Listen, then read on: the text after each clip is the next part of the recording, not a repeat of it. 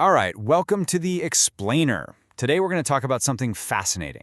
How do you value a company that's worth billions, but its most valuable assets literally walk out the door every single night? We're talking about massive IT service firms, and we're going to get into how you really figure out what they're worth. Yeah, this is the big question, right? Think about it. A car company, you can look at its factories. A retailer, you can count its stores. But an IT services firm, its core value is just its people, the brains, the skills. So how in the world do you put a price tag on that? And just to give you a sense of the scale we're talking about here, it's just staggering. A single company like Tata Consultancy Services, you probably know them as TCS, has over 600,000 employees. I mean, that's not a company, that's a small city's worth of brainpower. And all of that intellectual capital has to be managed, has to be kept happy, and somehow valued. Okay, so this brings us to what I call the IT services paradox. We're about to dive into why a super successful company in this space can look, well, really confusing if you just use the standard old-school rules to analyze it. So it really all boils down to this fundamental difference. You look at a traditional company, right? Its value is tied up in physical stuff. Factories, machinery, all the inventory in a warehouse. But for these IT firms, it's the complete opposite. Their real assets are, human capital. It's the collective skills of their employees and the relationships they've built with their clients. They are what we call asset-light businesses. And because they're so different, all the usual financial tests you'd run on a company, they just kind of break. For example, a fast-growing IT firm might actually show negative cash flow. And you think, oh no, they're in trouble. But really, it's because they're hiring tons of people for new projects. So traditional asset ratios, totally meaningless. And, this is a big one, even the revenue they report can be super misleading. It can completely hide what's actually going on. So, if the normal numbers are misleading, how do we get to the real story? Well, this is where we need a specialist's tool. And the first one in the toolkit is something called constant currency. Think of it as a secret decoder ring that lets us cut through all the noise and see how the business is really performing. Okay, let's look at a real-world example of how this works. Currencies can create some powerful illusions. So, check this out. In scenario 1, the company reports, wow, 10.8% growth. Looks amazing, right? But when you dig into it with constant currency, you see the actual business, the work they did, the clients they won, only grew by 3.8%. That extra 7%, it wasn't real growth. It was just a freebie, a tailwind from the US dollar being strong. Now, let's flip the script. Look at scenario 2. It's the exact same company, but now they're reporting a worrying negative 2.6% growth. You'd see that and think, yikes, time to sell. The company's in crisis. But again, the actual business performance was identical. It still grew at that same 3.8%. This time, a weaker dollar created this total illusion of a crisis. And this is the whole point. It's so crucial. Without looking at constant currency, you could be popping champagne for a pretty average year, or you could be panicking during a perfectly good one. The real business growth was exactly the same in both cases.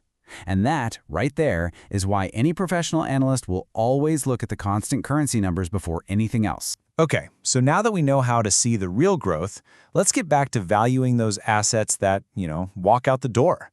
We're going to focus on the two most important ones. And guess what? Neither of them ever shows up on a balance sheet. We're talking about clients and employees. I absolutely love this analogy because it just makes everything click. Think about it. A strong, healthy set of client relationships, that's basically the equivalent of a factory's inventory. It's the raw material that fuels the entire business. It's their version of a warehouse, just packed with goods, all ready to be converted into revenue. So how do you actually analyze that inventory? Well, the pros use a pretty straightforward framework. First, you look at the total client count, sure, but also how many new ones they're adding. Then, and this is key, you analyze revenue concentration. You don't want all your eggs in one basket. Step 3, you look at how many big clients they have. We're talking the $1 million plus, the $10 million plus accounts. And finally, you check how long clients are sticking around. Are the contracts long-term? And that brings us to a really simple but critical red flag. If you see that any single client is responsible for more than 10% of the company's total revenue, that's a warning sign. It's a huge concentration risk. I mean, imagine if they lose that one client. It would blow a massive hole in their business.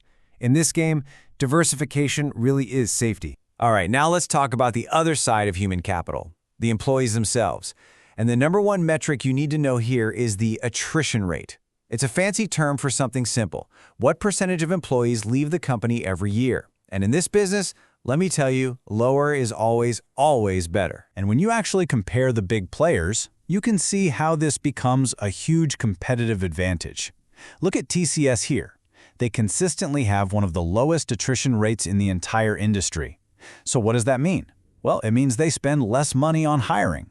It means their project teams are more stable, and that leads to happier clients. It's just a really powerful sign of a well-run machine. Okay, next up, we need to look at where the money is actually coming from. Because in this industry, a dollar of revenue is not just a dollar of revenue. Not all of it is created equal. And this difference, this is where the race for future profits is really being won or lost. So if you look at a big player like TCS, their business is split roughly down the middle. You've got about half of it coming from what you might call traditional services and the other half from these newer, high-growth digital services. And you might be asking, okay, so what? Why does that mix matter so much? Well, The difference is massive. The digital stuff, we're talking AI, cloud services, cybersecurity, that's where the action is. It's growing way faster and it's way more profitable. We're talking margins that can be 5, even 8% higher than the old school work like app maintenance. So it's simple. The more a company can shift its business into that digital bucket, the healthier its future is going to look. Okay, we have covered a ton of ground here. So now, let's pull it all together.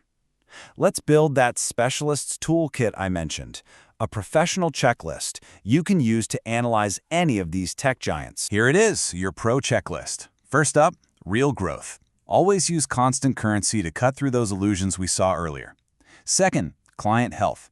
Make sure their client base is diverse and they're not leaning too heavily on just one or two big names. Third, operational excellence. This is where you look for that low attrition, ideally under 15%, and high utilization, meaning more than 80% of their people are actively working on projects that make money. Fourth, watch that digital mix. Is that slice of the pie getting bigger? It needs to be. And finally, you want to see a good geographic balance so they're not too exposed to one country's economy. And of course, a management team that you can trust with a history of getting things done. So, when you put it all together, the professional framework points to a pretty clear strategy. You want to focus on the market leaders, the ones who've proven they can execute year after year, the ones with those safe, diversified client lists, and the ones who are clearly winning that all-important race to digital. And that leaves us with one final, huge question hanging over this entire industry.